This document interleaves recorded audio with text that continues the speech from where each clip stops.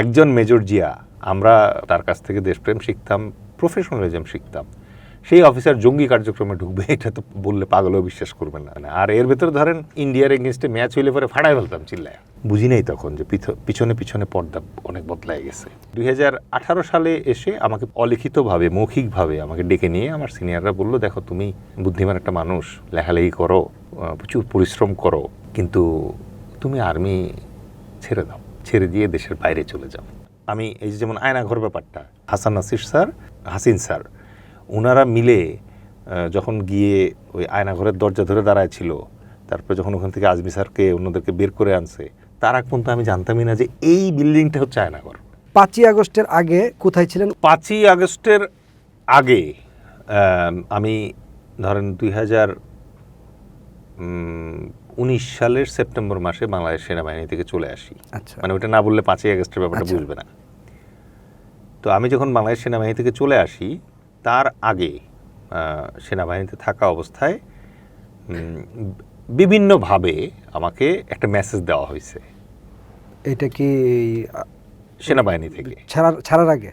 আচ্ছা, আমি সেনাবাহিনীতে চাকরি করা অবস্থায় আমি প্রায়ই আমার সিনিয়রদেরকে শেষ দিকে এসে লিখিতভাবে এবং মৌখিকভাবে জিজ্ঞেস করেছিলাম যে আমি যে এতটা দেশপ্রেমের সাথে, এতটা বাংলাদেশি জাতীয়তাবাদের সাথে, আমি ভারতীয় আধিপত্যবাদের বিরুদ্ধে কথা বলতেছি, আমি পিলখানার বিরুদ্ধে কথা বলতেছি, বিচার দাবি করতেছি, এই সব কিছু মিলে, এই যে আপনারা জানেন পিলখানা হত্যাকাণ্ডের যে বিচার হয়েছে, এই বিচারের একটা পর্যায়ে তদন্ত আদালতের প্রধান ছিলেন ব্রিগেডিয়ার হাসান নাসির, রাইট?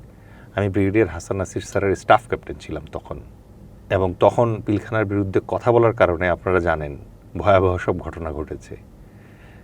একজন মেজর জাহিদকে 13টা গুলি করে হত্যা করা হয়েছে, তার 2 হাত ছিন্ন করে ফেলা হয়েছে, তার মৃতদেহ বেওয়ারিশভাবে মর্গে পড়েছিল, তার ওয়াইফকে জেলখানায় পাঠানো হয়েছে, তার দুধের বাচ্চাটাকে জেলখানায় পাঠানো হয়েছে।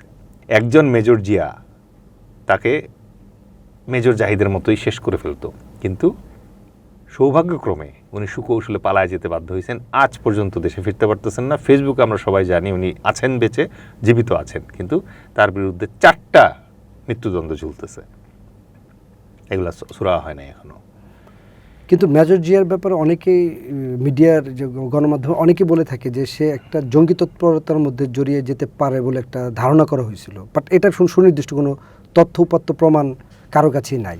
জঙ্গি কার্ডটা তো তখন ছিল হচ্ছে মানে সরকারের খুব মুখরোচক কার্ড, ওই কার্ডের সেটা দিয়েই খেলছে, কিন্তু এখন তো সবকিছুই সামনে আসছে, সবই তো মানে প্রমাণিত যে আসলে মিথ্যা ছিল।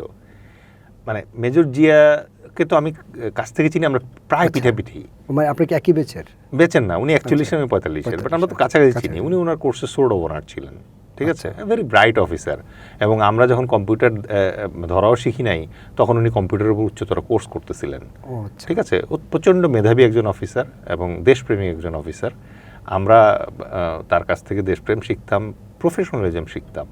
সেই অফিসার জঙ্গি কার্যক্রমে ঢুকবে, এটা তো বললে পাগলও বিশ্বাস করবেন না, বুঝেন নাই?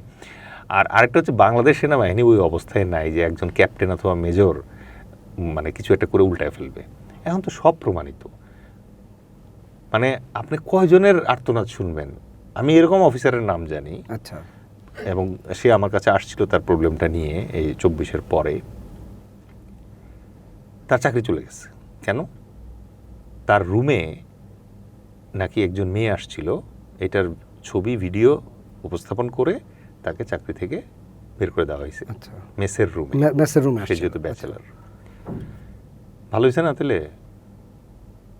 মানে একটা মেয়ের শুধু আশাকে, ব্যাচেলারের রুমে একটা মেয়ে আসছে, এটা ছবি, এটা তো অত্যন্ত গুরুতর অভিযোগ। নারী কেলেঙ্কারিতে চাকরি যাইতেই পারে না। ওই ছেলেটা সব জায়গায় মানে যেটা প্রমাণ করার চেষ্টা করছে, যেটা বারবার বলার চেষ্টা করছে, এটা আমার মায়ের পেটের বোন, আমার সিও জানতো, সবাই জানতো, আজ আম্মা আসছে, আব্বা আসছে, সাথে আমার বোন আসছে, সবাই জানতো এটা। আচ্ছা, আশ্চর্য। কিন্তু তার চাকরি চলে গেছে। তো কি ভয়াবহ অবস্থায় আমরা চাকরি করছি, এটা অনেকে বুঝবে না। আর এর ভেতরে ধরেন আমি তো ধরেন যে এখনকার মতো তখনও বোকা শোকাই ছিলাম, ইন্ডিয়ার এগেনস্টে ম্যাচ হইলে পরে ফাড়াই ফেলতাম চিল্লায়। আর যদি বাংলাদেশ জিততো তাহলে তো আর কথাই নাই। এই এখন আমি উলফল্যান্ড বলি, তখনও উলফল্যান্ড বলতাম। বুঝি নাই তখন যে পিছনে পিছনে পর্দা অনেক বদলাই গেছে। ঠিক আছে? তো ওই ভাই যেটা জিজ্ঞেস করলেন যে 2018 সালে এসে আমাকে পরিষ্কারভাবে, অলিখিতভাবে, মৌখিকভাবে আমাকে ডেকে নিয়ে আমার সিনিয়ররা বলল, দেখো তুমি বুদ্ধিমান একটা মানুষ, লেখালেখি করো, প্রচুর পরিশ্রম করো, কিন্তু তুমি আর্মি ছেড়ে দাও, ছেড়ে দিয়ে দেশের বাইরে চলে যাও।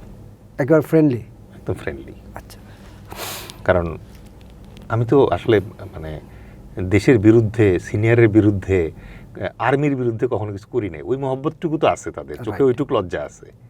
তারা ওই লজ্জার প্রেক্ষিতে যখন আমি প্রশ্ন করলাম যে স্যার আমি এত পরিশ্রম করতেছি, আমি বই লিখতেছি, ইয়ে করতেছি, কিন্তু আমার মনে হচ্ছে যে আমার প্রাপ্য যেটা সেটা আমি পাচ্ছি না, কেন কেন এরকম হচ্ছে?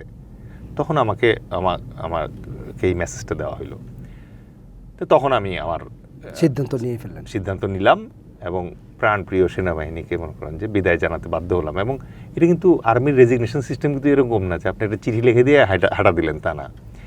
আপনি এই যে রেজিগনেশন দিলেন, এটা দীর্ঘ সময় লাগে, এটা আবার প্রসেস করে তারপরে এটা হয়।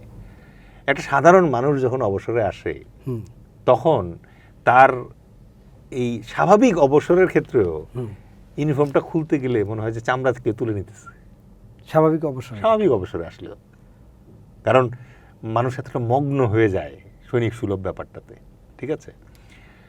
আর ধরেন স্বেচ্ছায় যখন আপনার কোনো দোষ নাই, স্বেচ্ছায় আপনি চলে আসতেছেন একটা গল্প দিয়ে যে আর ভাল লাগতেছে না চাকরি করতে, আমি বাইরে গিয়ে পড়াশোনা করতে চাই, উচ্চতর পড়াশোনা করতে চাই, আমি লেখক হয়ে গেছি, আমি রবীন্দ্রনাথ হতে চাই, এই জন্য আমি চাকরি ছাড়তে চাই, এইসব চিঠি দিয়ে যখন আপনাকে আসতে বাধ্য করা হয়, তা আসা। আচ্ছা, এরপরে যেটা হলো যে